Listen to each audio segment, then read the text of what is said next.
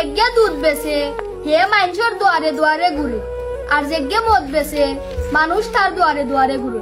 ধনী মানুষ ভিক্ষা করে মসজিদ গিয়া আল্লাহর গেছে, আর গরিব মানুষ ভিক্ষা করে মসজিদর বাড়া মানুষের গেছে। মৃত্যুবার্ষিকী পালন করে মোমবাতি জ্বালাইয়া, আর জন্মদিন পালন করে মোমবাতি নিবাইয়া।